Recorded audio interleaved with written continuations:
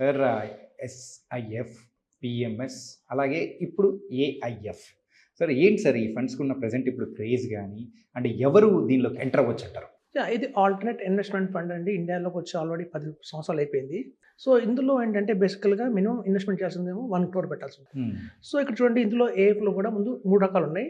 ఏఎఫ్‌లో category 1, category 2, category 3 అని 3 రకాలుగా ఉన్నాయి. హ్మ్. సో, కేటగిరీ 1 అయితే ఉంటుందో అది మొత్తం ప్రైవేట్ ఈక్విటీ అంటుందండి.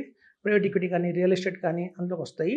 అంటే వాళ్ళు లంసమ్‌గా ఒక స్టార్టప్ కంపెనీస్‌లో పెడతారన్నమాట. హుహు. అది రిస్క్ ఎక్కువ.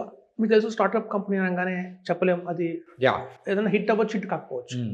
సో, అందుకనే ఏఎఫ్ కేటగిరీ 1ని జోలికి మేము పోమండి. అది కొంచెం హై రిస్క్‌లో ఉంటుంది కాబట్టి. నెక్స్ట్ వచ్చి కేటగిరీ 2 వస్తుంది. అంటే కేటగిరీ 2 ఎలా ఉంటుందంటే ఫస్ట్ ఆ కంపెనీ కొంత గ్రో అయిన తర్వాత మాత్రమే వీళ్ళు ఎంటర్ అవుతారు. హ్మ్. ఇప్పుడు చూడండి ప్రతి ఒక్క కంపెనీకి 3 స్టేజెస్ ఉంటాయి.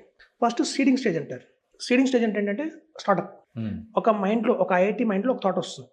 దాన్ని ఇంప్లిమెంట్ చేయడానికి ముందు క్యాష్ బయట ఎవరు ఇవ్వరు. హ్మ్.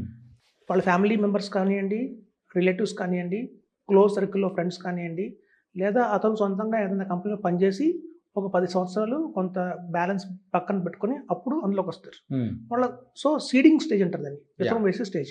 ఫస్ట్ 3 ఏళ్ళు ఎవ్వరు పెట్టుబడి పెట్టరు.